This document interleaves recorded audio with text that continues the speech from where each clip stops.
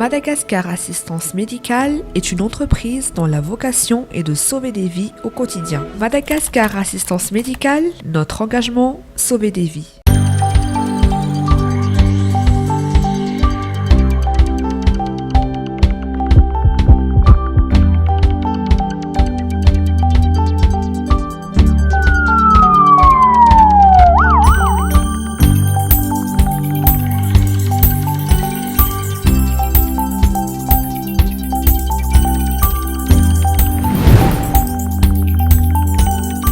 Dia kafaliana indray no hitsidiana tokantranontsika tonga soa ato anatin'ny fandaharana Sarobidy Fahasalamana dia ateritra ny araba toko manasa antsika indray anjo ny fandaharana hatramin'ny farany. Ho an'ny androany dia ny fomba fiantsonana mahazatra antsika amin'ny teny malagasy antsoina hoe marary hovana, ilazana ny hoe marefo, farofy, marary matetika na marary lava. Izay no lohahevitra ny safidian'ny fandaharana hoentina amintsika. Antony maro no mety mahatonga izay hoe marary hovana izay mety hoe aretina samihafa ilay miseho fambarana aretina samihafa, mety marary andolava ianao, mety reradava ianao, izay karazany hafa betsaka ny karazany mety fisehon'izay marary hovana izay. Dia manodidina an'izay no resahan'ny mpitsabo hoe inona no mahatonga an'izay, inona no tokony atao, tokony hanaitra sa tsy tokony hanaitra raha olona marary lava, farofy, tsy fantatra mazava ny fototra aretina mahazo antsika, inona no tokony ataontsika ao anatin'izay, inona ny loza mety ho ateraka izay ihany koa raha toka manao fitsaboana fahatantsika, na ohatra ihany koa hoe tsy manatona toeram-pitsaboana fa ny trangana aretina, ny soritra aretina fotsiny tsabotsaboana fahatany eny, inona mety zava-miseho. Manodidina izay indrindra no entin'ny mpitsabo ato anatin'ny fiarahantsika amin'ity androany ity dia manasa anao anjo ny fandaharana hatramin'ny farany.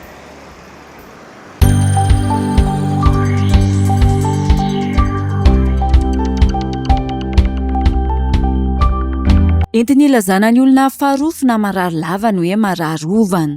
Misy karazan'olona efa kilasian'ny olona hoe marary hovana. Inona koa zany? Ny dikan'izany dia hoe olona marary lava.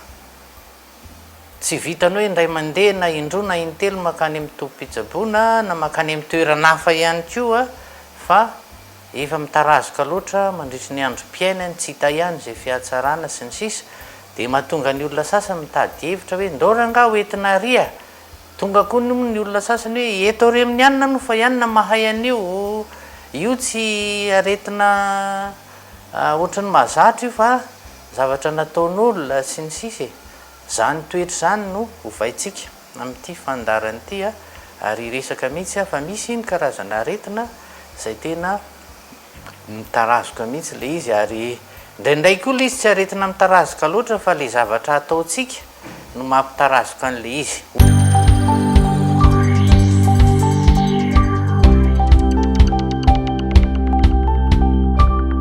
Mety ho aretina tsy nitsaboana ka lasa mitarazoka no mahatonga ny olona ho lasa marary hovana. Ohatra fotsiny zany reto soritra aretina izay matetika hitarainan'ny olona makaty amin'ny tompom-pitsaboana ary mino fa maro ny tompom-pitsaboana izay sendran'izany. Ohatra hoe marary-ndoha lava, fanopanina, reradreraka lava, tsy hita izay atao eo, ny asa, ny fianarana tsy dia misy hoe tokony hahareraka akory. Indraindray raha mipetraka fotsiny dia milaza fa manao zavatra kely fotsiny izy dia lasa reraka lava.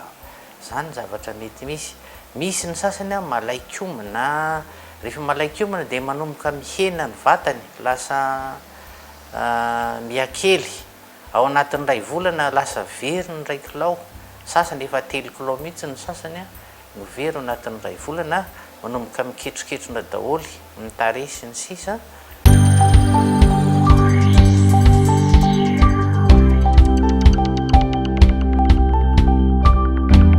Mety miverimberina ireo trangana aretina mahazo ireo ka miteraka fahavoazana ny saina mihitsy. Lasa mihena ihany koa vokatry izany ny hery fiarovana ao amin'ny vatana. Misy koa ny sasany tsy mahita tory mihitsy, tsy hita izay atao, mihinana an'izao sy itsy, matory kely dia rehefa avy eo tsy mihinana dia indray fa miverina indray le tsy fahitana tory. Zany zavatra iainan'ny akamaroan'ny olona amintsika miteny izao zany ary mahatonga an'ilay olona kivy ketraka. Rehefa voko moa zany ny saina dia vao mainka miena ny hery fiarovana dia vao mainka moramorongatra daoly ny aretina isan-karazany. Zany ny zavatra misy eny amin'ny fiarahamonina ety amin'ny tobim-pitsaboana ihany koa.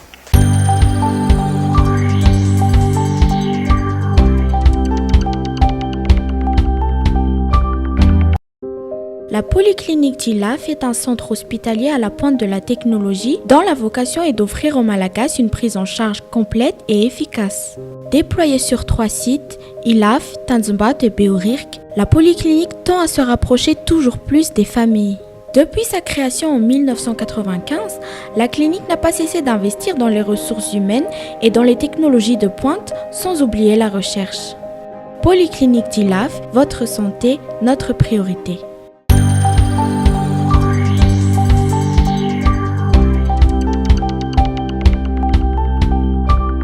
Mety mijanona amin'ny fisotroana tambavy sy ny fanarahana otra fotsiny na manao dokotera tena mihitsy ireo marary ovana.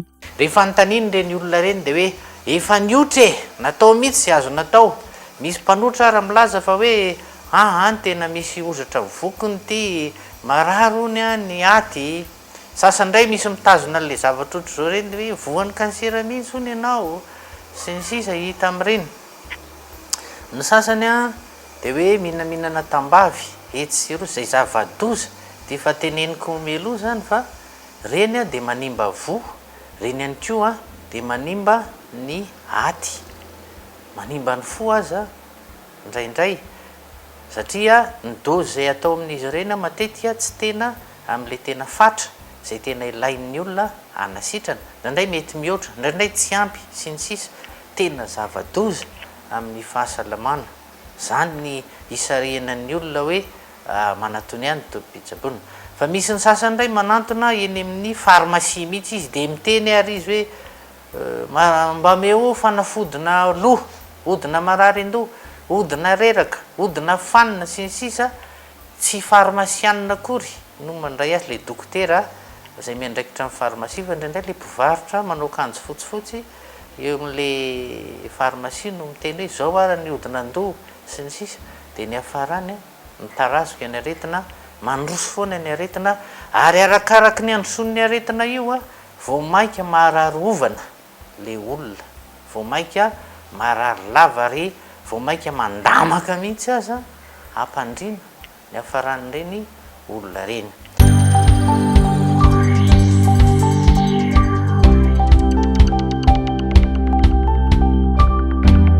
Tsy misy afa-tsy ny fanatonana mpitsabo no ahafahana miala amin'ny aretina mitarazoka sy soroana amin'ny fiombon'ny aretina. Zay ny sitomana ny saintsika hoe zavatra tsotra kely fotsiny ny fanafodiny, tsotra kely fotsiny vahaolana ary tsotra kely koa ny fiarovana tsy atongavana amin'ireny toe-javatra ireny. Ny hafaran'ireny olona reny mantsy dia hiditra ao hopitaly izy, ary rehefa tafiditra eny amin'ny hopitaly iny akoatry ny fandaniana io ny ara-bola, ny ara-potoana, ny ara-olona ihany koa satria misy fotoana nge ny fianakaviana tsy havita ntsony rehefa mitarazoka be le fipetrana eny amin'ny hopitaly dia misy olona manao mihitsy hoe tsy araka intsony, tsy vitanay intsony, efa nanao programa ihany amin'ny garda sy ny zavatra ohatran'izany fa tsisy hevitra. Akoatran'izay resaka hoe mandeha manao analyse etsero, manao scanner, manao radio, manao nefa zavatra kely fotsiny ny andohaniny reny zavatra reny. Zay zany misy tomana saintsika hoe ny tena tsara dia izao, rehefa misy zavatra tsy mety kely amin'ny fahasalamana dia aleo manatona tobim-pitsaboana ihany. Dokotera no mizaha fahasalamana, tsy pihako zay, dokotera no mizaha ny fahasalamana. Io zany tsy hoe rasazy na hoe raha resaka hoe infirmier na mpitsabo ohatran'izay no mijery ny fahasalamana raha mbola amin'ny toerana izay misy dokotera, fa tena dokotera mihitsy no mijery ny fahasalamana dia ampanao anao izy analyse fotsiny. Tsapainy aloha ianao, mety misy hoe io le resaka tositra hojereny ny fitsapana ny lohanao, potsipotsirony eo, ny kibonao sy ny sisa, fanontaniana moa zany dia eo papana mihitsy rehefa tonga eny ianao ahafana mijery izay tena loharanonkaretina fotsiny zany.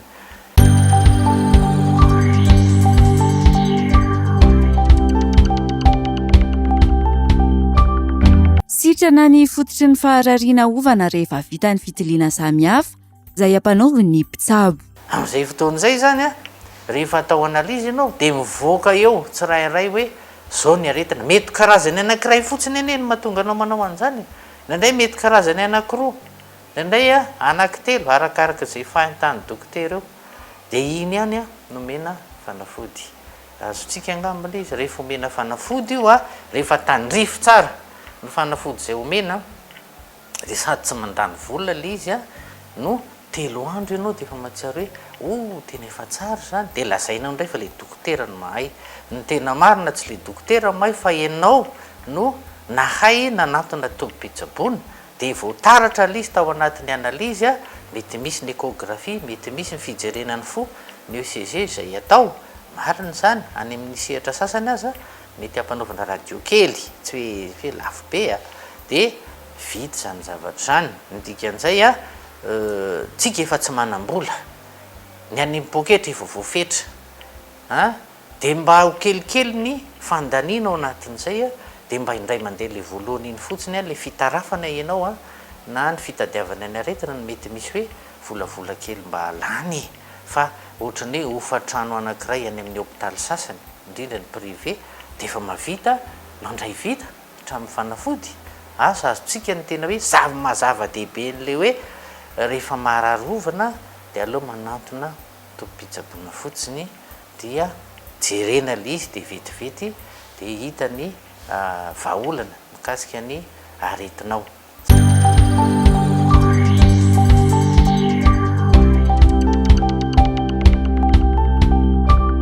Tsy tokony hijanona amin'ny fiainona ny torohevitra avy amin'ny olona tsy mpitsabo akory rehefa misy ny tsy fahasalamana. Zay zany ny mahatsara n'le hoe tsy mihaino feo, etsero andao ary e, misy may an'izao ary e, ity misy rano sotrony e, ity manoatra an'izao e.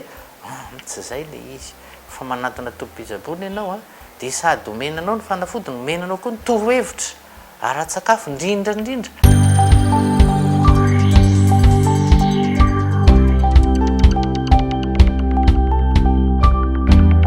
Avy amin'ny tsy fahaizana amin'ny sakafo ihany koa no antony mahabetsaka indrindra mahatonga ity aretina ity.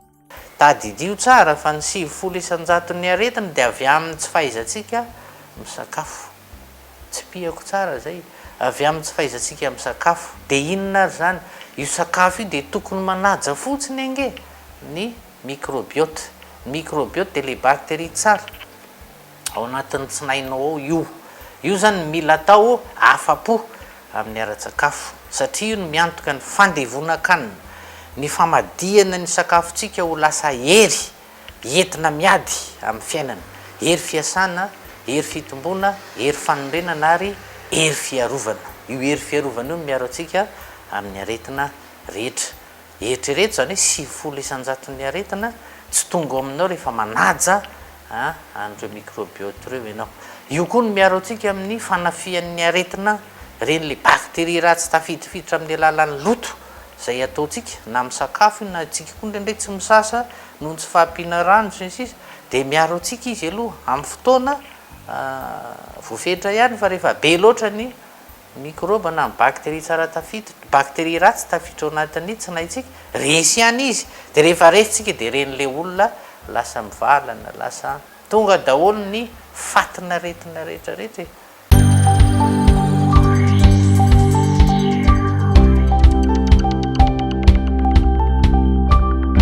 Mila atao ara-pahasalamana noho izany ny sakafo ary tsy tokony adinoina ny fanaovana fanatanjahantena. Zay ny amporisiana antsika hoe ataovy tsara ny sakafo ara-pahasalamana tsara, dia efa antoka anankiray zay tsy avoa ny aretina amintsika, ampiana kely fotsiny fanatanjahantena. Tsy mitorevaka fotsiny fa mametsiketsika fa tsy manoreraka be ohatran'le mihazakazaka be anenjika iny ireny a, tsy zay fa le mipetraka ohatrany dia eo dia manao assouplissement kely, rotation, flexion ary étirement. Zany aloha ny anarany zany a, dia manao kely abdominaux dia faranana marche canard.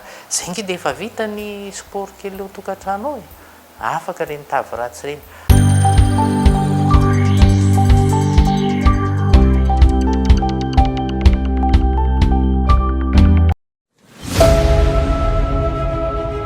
Madagascar Assistance Médicale est une entreprise dont la vocation est de sauver des vies au quotidien. Nous pouvons vous assister pour des interventions d'urgence dans le cas d'un malaise ou d'un accident dans la rue, à domicile ou sur le lieu de travail. Au moindre ennui de santé, appelez le numéro Indigo 215, disponible 24 heures sur 24 et 7 jours sur 7. Madagascar Assistance Médicale, notre engagement, sauver des vies.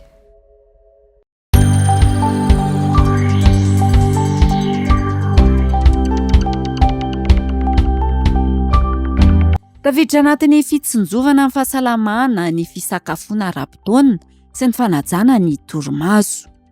Ao koa no ahitanao an'izany hoe ahoana no ora fisakafoanana mba asalamatsika. Tsika mahazatra an'le hoe maraina, atoandro, hariva. Zay no mahazatra atsika. Nefa ny tena marina misy ora tena afana misakafo arakaraka le toe-batan'le olona. Vao jeren'le dokotera fotsiny le olona le hoe zao ny karazany, zao ny aretina dia efa apetraky ny dokotera izao zany ny ora zay mety aminao amin'ny fisakafoanana. Zany any amin'ny tompom-pitsaboana tsika no mahita an'izany zavatra zany. Ny fomba fisotroana rano ampianarina daholo satria mila fahaizana zany ka tsy sosotroana fotsiny hoe rehefa mangateta ihany aranga vao mihinana. Misy manao an'izany inge ny fanajana ny torimaso. Zavatra important be zany, zava-dehibe zany hoe tokony amin'ny firy amin'ny matory dia adiny firy eo zany zavatra. Mbola resantsika ihany zany anatin'ny fandarana sasany fa ilazantsika azy eto hoe zava-dehibe ny hitatsika any amin'ny tompom-pitsaboana any. Tena zava-dehibe fa tsy hoe andeha tsindrona fotsiny na hoe resadresaka amin'ny dokotera fotsiny. Ao koa ny resaka hoe ny fampiakarana ny moralin'ny olona. Misy efa tena reraka mihitsy amin'le tena tsisy ninona azo atao tsony ho faty-rapitso aty efa vozany ny moral. Dia eo no ampianaran'ny dokotera ny fomba ahafana mapakatra ny moral io, fanalanana ny stress isan-karazany hita eo daholo satria zany misy fitraikany any amin'ny fahasalamantsika etolany zany rehetrarehetra zany.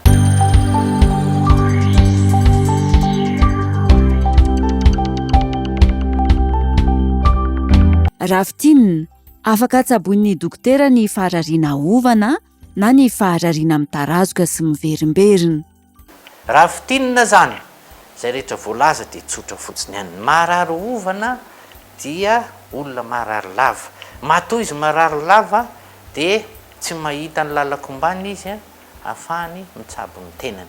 Na koa olona mafy-loha tenenina foana nefa zay ndray tsy miraraha an'izany fa fety kosa vety zoma mahafinaritra ty impiry hitan'izao sy ny sisa dia manao abus zany na mihoatra ny tokony ho izy ny resaka ara-tsakafo ampidirinao ty pozona rehetrarehetra ty sy ny sisa. Zany ange ny fanaontsika ahoana monitsika no ho salama zay le izy. No zany fanatonana ny tompom-pitsaboana ny vahaolana tsara indrindra dia ny dokotera no anoranao zay tokony atao rehetrarehetra zay tompom-pitsaboana maharesy lahatra anao no andehananao zay safidinao zany. Fa ny anjaranay dokotera sy ny mpitsabo rehetra dia zao manao an'izay analana ny fakana aretina. Itsika le fakany mihitsy zany iny no tsoahana miala tao aminao dia sitranao azy ianao rehefa avy eo.